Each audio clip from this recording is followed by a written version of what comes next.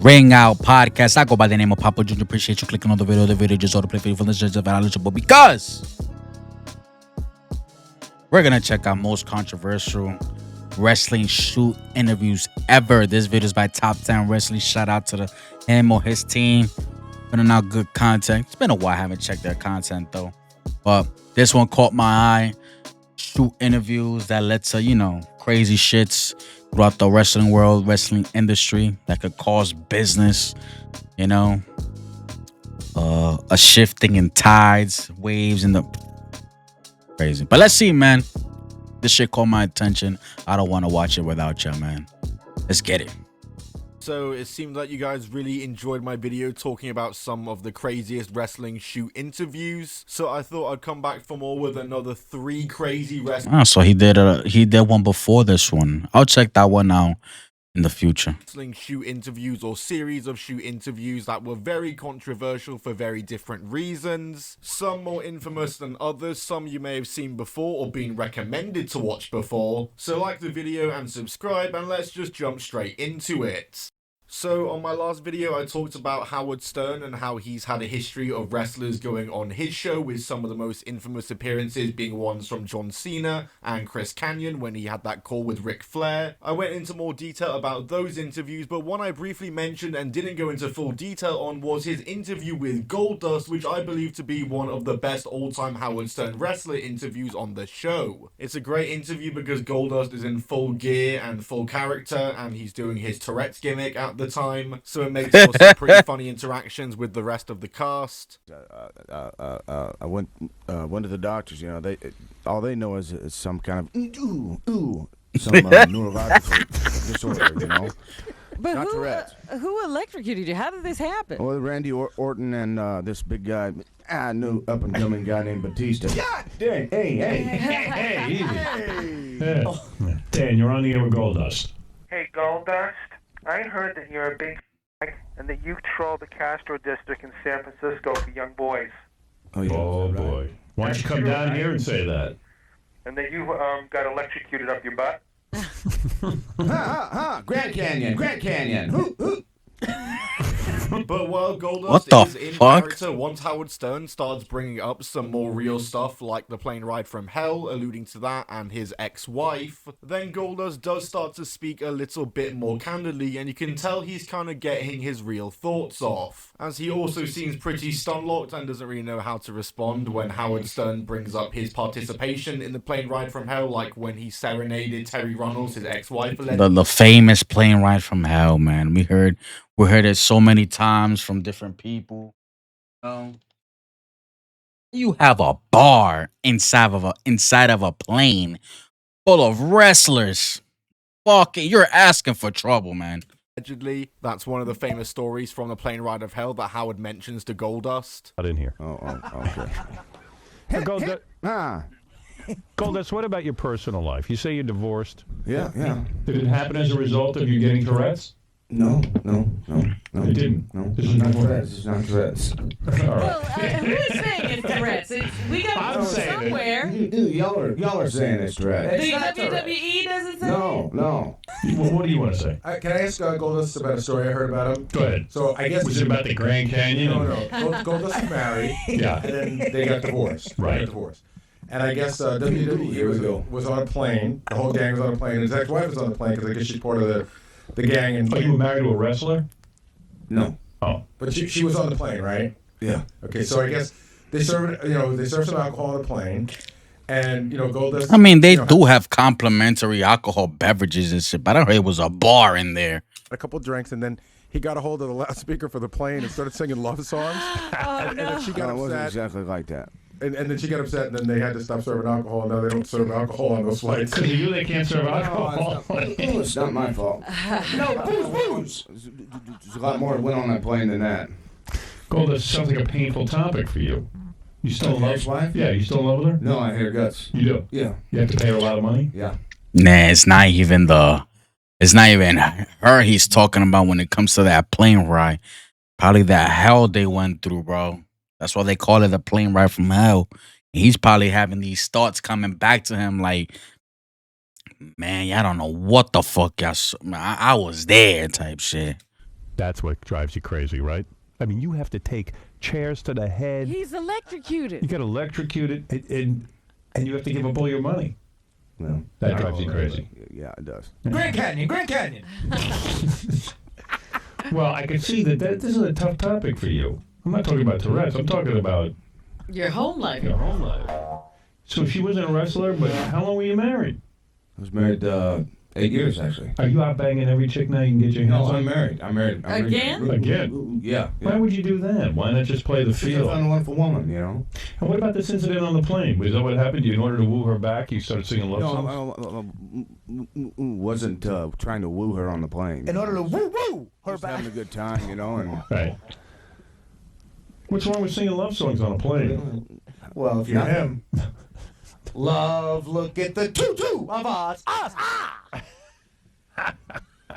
The other thing I heard was that before this accident, and just kind of riffing you off were with like, the I cast guess, in sort of character. gay. It's a very good Really? watch. And you have crushes Yeah, on leave a other like if wrestlers, you want like to you had a see crush me on do a Razor full Ramon. video Wait a talking second. about Well, maybe the the best and most electrocution was a good controversial thing. wrestler Wait a second, appearances Goldust. I don't on the understand Howard this. Stern Show. I don't know I'm much about to do wrestling that. history. I alluded to it in my last episode. Why you of couldn't this, just but I think mute it's their only right I fucking talk shit? about it 'Cause in I don't know this what video the fuck because you I didn't said. talk about it in the last one, and that, of course, is the very famous interview of Simon Gotch burying Enzo Amore. Man, there was something happened in that plane right he didn't want to talk about, bro. He felt so uncomfortable.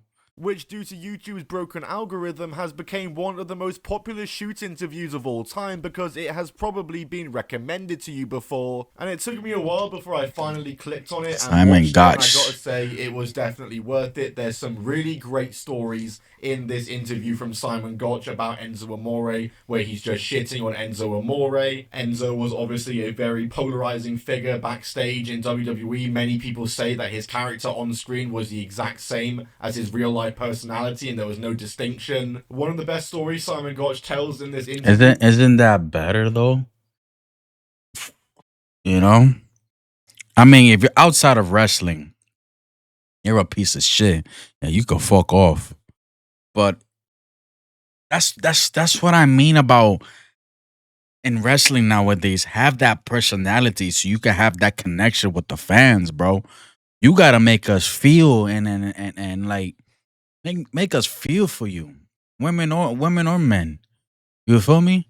Like make me want to see you on TV every fucking and everything that comes out of your mouth, any words that you spew on the mic or on a segment backstage and shit. Like make me feel like yeah we connected. Like I understand you, bro. Everybody sounds so scripted and formulaic. It sounds like robots and shit. I'm like, bro, I feel nothing when you talk, bro. It's like nothing but bland vanilla shit. You know? That's why a lot of people love Stone Cold Steve Austin. So a lot of people love that dude, bro. Seriously. The Rock was just electrifying, bro. Fucking entertained. We were entertained by that guy. Mick Foley, he was like one of us too, but crazier. You feel me? From Long Island, bro. Like, come on, man. It was about Enzo Amore breaking his leg from doing a very Enzo Amore. I enjoyed Enzo Amore, bro. I'm New Yorker myself. You feel me? He from Queens, though. I'm from Brooklyn. No, I'm not. I'm from the BX, bro. I'm from the Bronx. And this is how we talk over here. Like, come on. Big Cash from Queens, bro. Shout out to him. simple submission hold. So there'd be things like that. There'd be things like he'd want to do shit in matches that were just completely stupid. At one point, I remember actually throwing up my hands and saying, I am a 30-year-old man. I've been doing this for 12 years. I'm too fucking old to be arguing with you about what we're gonna do in a fake fight. We had one where it was even where I would try to work with him, where it'd be like, okay, we're gonna do this spot, whatever. Low bridge me, I'll go out. And I was like, I'm gonna try and land on the apron. If I do, come to me. I'm gonna give you the hangman. If I miss the apron for any reason, just so you know, because I knew he wasn't very good. If I land on the floor, come after me. I'll grab your feet, trip you, and I'll just spin you around and start glomming you. Which is it gonna be? Like, I don't know. I'm going to try and land on the apron. I'm telling you, I might miss. There's a possibility of that. I've missed the apron before going out. Okay. I'm trying to warn you of this so you know if that happens, what to do. Well, what you gonna do? What you gonna do? I'm like, Yo, I finally get it. I was bro. like, I'll go to the floor and I'll trip you, okay? Oh, okay. So shit like that. We're like, do you not know how to wrestle? He broke his own leg trying to counter a wrist lock. I didn't even know that. Yeah, when he was in the wheelchair on NXT TV, that's how it happened. He broke his own leg trying to counter a wrist lock. He blamed it on the canvas being loose. Which, okay, let's say the canvas is loose. I've wrestled on loose canvases before. You know how many ankles are broken? 0. So there's that. And my personal favourite bit and funniest part of this interview is Simon Gotch talking about how he questions Enzo Amore's so-called admiration for Dusty Rhodes, because there was apparently a time where Enzo Amore somehow thought that Kalisto, the former WWE luchador, was in the same era of wrestling as Dusty Rhodes and they faced each other. But just to give you a level of his understanding of wrestling, What? you were interviewing Manny Fernandez earlier, correct? Yes. Oh God, Enzo, what the? No, he's real one now. What the fuck?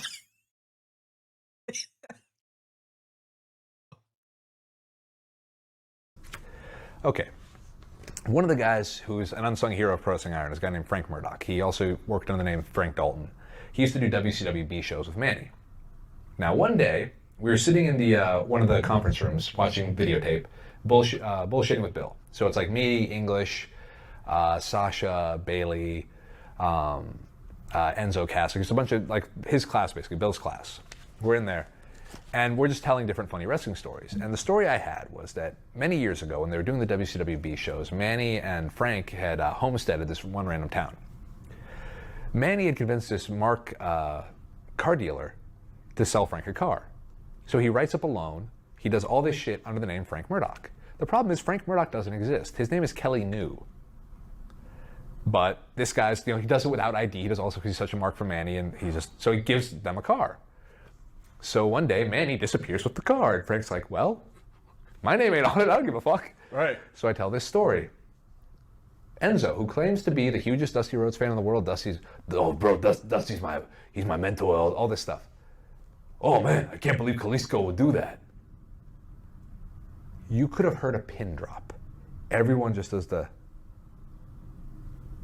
Raging Bull, Manny Fernandez, Dusty's tag partner, the guy you supposedly is your mentor.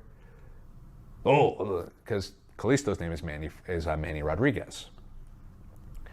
And Enzo's the type of guy that would try to play that off like it was a joke and he knew. No. But he legitimately knew nothing about wrestling. No. He seems like that guy who started watching wrestling in like 1998. I would have called them out too. Even though I didn't know nothing about that, but I would have called them out too. Nah, get the fuck out of here. Trying to play that shit off. And has never seen anything other than Raw. Yeah, all-timer Yeah, stuff. I would've called them out. I'm like, nah, get the fuck It's a outta great here. interview, and I You would highly bullshitting. recommend checking it out. And apparently, I didn't realize, but Enzo Amore has done a video back. Enzo Amore buries Simon Gotch. Ooh. So maybe in the future, I'll have to check that out. Like the video if you want to see that as well. And the final shoot interview to talk about, or shoot interviews, are the many ramblings of the Hong. We did an interview with Simon. He claimed that you broke your own leg trying to counter, and I guess you blamed it on a loose canvas or something like that. Yeah, I mean, dude, let's not get into nuts and bolts. Yeah, I broke my own leg. You got to go out there and break a leg. Are you kidding? All right, let's get one thing out of the way here, okay? The elephant in the room, if you will. No, it's not an elephant Okay. in the room in my world. I won't even say his name, okay, until I get to the punchline. All right? All right. So let me tell you about a particular guy and his partner, Aiden English, who, by the way, I had my tryout with Aiden English, and we got signed at the same time. So I love Aiden. We worked so many matches with those guys. And there's a guy that you just mentioned who's wrestled and for 10 years, 12 years, and wants this thing so bad. And I'm sorry, kid. I'm like, it's not be that easy when you got Enzo and Cass around, bro. So one day we do promo class. All right? You know what promo class is? Of course. You go up there, you cut a promo. But at this point in the stature of NXT, we got a television brand that's now starting to pick up steam. And now Michael Cole and Dusty Rhodes and, other people who sit in the hierarchy of production and commentating and our producers, are sitting at a table every Wednesday before we do tapings on Thursday in NXT. And what you say at that taping could get you booked on TV tomorrow. For some people, could get you a debut or could get you looked at. So those opportunities were huge for people. Not important. Simon Gotch. Here's his name. Aiden English. Pop up. Me and Cass have yet to do our promo. The big wigs are hanging out that night. We got TV tapings the next day. I look at this guy, and he's in his ring gear, you know, the suit and tie button downs. You know, he's in his ring gear now. Right. The thing or whatever. And he's standing in the back of the room, and I go, oh, hell no, Cass, we got to change our promo, bro. We can't let that happen. And Cass said, what do you want to say? I'm like, bury him, you know? So I go up there, and I don't remember exactly what we said. Not today. So I don't remember exactly what we said. But me and Big Cass start buzzing about Aiden English and Simon Gotch. Okay? And I say, Simon Gotch? Simon Gotch? Let me tell you something about Simon Gotch. You guys want to know something about Simon Gotch? I'll tell you something about Simon Gotch. Simon Gotch has got a pair of titties like a 65-year-old woman. Hey, don't. At this point in the room, huge pop. They all turn around. Simon Gotch has his Andre the Giant singlet on. And his little bitch titties hanging over the top of it. Damn. And he makes the mistake of picking it up and putting it over. Damn. Double pop. Right. So, Simon Gotch's titties like a 65-year-old woman. Eyes to Simon, put my titty back in. Forget it. Kid died in his mind right there, and I got the biggest pop of the night in promo class. Ended right there for me. Clearly, going down the line now, we see that the remnants of those words have hung heavy in the titty of Simon Gotch. Okay? He's wearing it right here in his fucking heart. All right? And I see the bitch in his heart when, whenever he opens his mouth and mentions my name. Because that's the only time that anybody gives a fuck about what he's saying. So I gave him the luxury of saying his freaking name for the first time ever in an interview. And I'll end it there. Because I have no ill will towards a guy unless he ever comes out and says that he knocked me out on purpose. Because let's just fucking be clear. That guy hates me. And I don't have hate. I don't have a bone of hate in my body. I also don't have a bitch bone in my thug. I don't have a thuggish, ruggish bitch bone in my body either. How you doing? Okay. Right. You know. So if I ever found out that he pushed me harder on purpose, and that's what caused the injury, I ran that spot 100 times with Aiden English, and he'll tell you about it. And I would just do a 619 out of the ring, and never land the same, and it looked terrible. So if I baseball slide out of the bottom of the ropes, like I hit my head on the second, hit my head on the rope, I catch my elbow underneath the rope. And then right when I start to rotate like Ray on the 619, I let go. Right. And then I just spill to the floor. And you could hear a pin drop. Ooh. Right. It looks disgusting. I've done it 100 times on live events with Aiden English. Never one time in my life did it with Simon Gotch. The first time I ever did it with him, I ended up in a hospital. And if I ever found out that Simon Gotch did that shit on purpose, if he came out and said that, how you doing? Enzo, a real one, gives me a vibe of, man, I can't trust this dude, bro. But that's like a first impression. Like a first impression type shit. I don't know the guy, never met the guy and all that. Maybe I get to meet him, if I ever, I don't think I will never get to meet him. But if, get to meet somebody, I like to let me read your body language. Let me see what kind of vibe you have and shit like that. And the more we see each other, because the truth will always come out. Truth will always come out in the way how you move, the way you speak, the tone of your voice. If you're like a slime ass, or you get that like, I don't know. And you get that weird energy that is not matching with yours, bro. Because you know the kind of person that you are. But then you meet somebody, you be like, it's a weird energy I'm feeling right now. It's the person next to you, or the person you just met has a negative energy, or You know, aura, that shit exists, bro.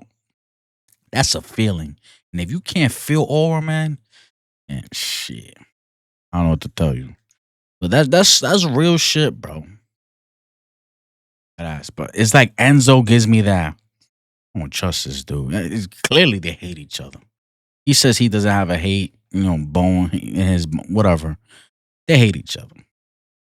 And I feel like after that promo class, that's where Simon Gotch got him like, fuck this guy, man. Fuck him. And he will, any opportunity, he has in an interview talking about Enzo, he was just like really shit on him. And probably Enzo was just like, you know what? As long as he's not talking, he's not saying, he's not fabricating stories and shit like that, then I don't give a fuck what he says about me. You ain't got no haters, you ain't popping type shit. Honky Tonk Man, who at a certain point in his career probably became more famous for his shoot interviews than his WWE career, as Honky Tonk Man is a very infamous shoot interviewee and has done many interviews all over just shitting on many wrestlers and aspects of the business. And one of the people he's spoken about many times before is Bret Hart, and I think that's because Bret Hart kind of fired some shots at him first in interviews before. But the way Honky Tonk Man talks about Bret Hart is just so delusional and so incorrect, and there's even a point in an interview where Honky Tonk Man mocks Bret Hart's stroke, and that's a very infamous shoot interview that got a lot of controversy. So here's a few clips of Honky Tonk Man talking about Bret Hart, including the time he mocked his stroke at the end. It was one of those things where even Bret Hart wouldn't. He wouldn't. He was not going to do that job in Montreal. Right. I mean, it's just that simple. And that's 20 years later. He can say, "Well, I wasn't going to do it in Canada," but Bret, you're lying. You were not going to do that job, period. Just like none of us would have. Nobody. Shawn Michaels wouldn't have done the job either. Nobody's going to. That's our mentality we had, and the kind of we didn't have those guaranteed contracts where go out and do this, you're going to get paid no matter what. Sure. That's the thing is these young guys, they have no facial expressions. Everything looks like a flat line, like this. And then they have no body movement. Exactly. Bret Hart got away with it because at least he had body movement. Bret didn't have any facial expression, but I mean, he was. And then eventually it became his gimmick because he was like the stoic. Right. So, but no, he was something, huh? Bret Hart did it. Let me get to this. Let me get to Bret Hart real quick. This motherfucker does an interview. He does an interview and he tells people that I worked too soft. I wasn't stiff enough. That's the art form. I wasn't stiff enough. So I say this, hey Bret, if you had to work a program with somebody for the next 5 years, who would you want to work with? Me, who never hurt you, or Goldberg, who gave you one kick to the fucking head and gave you a seizure? Now, you tell me. Was it not a stroke? That's what it was. Totally put you out of business, Bret. Put you out of the business, but I work too soft for you. So I'm gonna guess there's some animosity here. Well, I mean, don't go tell somebody I work too soft and the guy that worked too hard kicked you in the head and ended your damn career. Yeah. I mean, it's kind of hard. I mean, if I say, listen, Raven, I like you. You never hurt me. We had great matches. But if the next guy that came along kicks me in the head and almost killed me, I wouldn't go, oh, Raven and I had great matches, but they weren't as good as they could have been. Wow, this guy kicked you in the fucking head. You're out of the business. Who'd you rather be in the ring with, Raven or this guy? And I was always good friends with Bret. We had good matches together because I understood his style and I learned to adapt to what he did, which was the same thing every night. Kind of like Ric Flair, Woo! Yeah, I always thought that was ironic that Bret healed on on Flair for doing the same thing every night, and then he did the same thing. I never got that. What do you remember about Bret? I never seen a honky tonk match. I'm not gonna lie to you. I've never seen one. I don't bother going back to seeing one. I think he was the longest Intercontinental Champion of all time or some shit, and Gunther broke that record. I feel like with that, Bret saying that Tommy. I mean, I can't. I want to speak on it, but I can't because I never seen. I forgot this dude, the Honky Man, whatever his name is. I never seen a match of his. But let me assume. Working softly maybe is in a way the way you perform the moves. Because I see the way Bret Hart's when he performs. Like he gives his maneuvers, his performance, it looks stiff on some, like, you really like, all that stomping while he's punching you and everything, and Mr. Perfect, he does it as well. And you like, it's like you're barely hurting the person, but you're making it look real. I feel like that's what he meant about working too soft. Like when you work too soft, you can clearly see that you're barely doing anything to the person, and then you're not even putting that much energy into the move that you're giving to your opponent. If there's a strike or a grappler move, I feel like that's just me assuming. That's just me assuming. From those days, I mean, what was he like? Like always, Brett's never changed. He's still the same. Most of us are still the same. We don't ever change. Brett's notorious for showing up late. He was, that was the thing that he had told Bischoff one time when Bischoff interviewed him for coming to WCW. I do have one problem. I show up late. Brett will show up. I mean, if the show starts at 8 and he's in the main event and he's not going to go to the ring till 10, he'll show up at 9 or 9:30.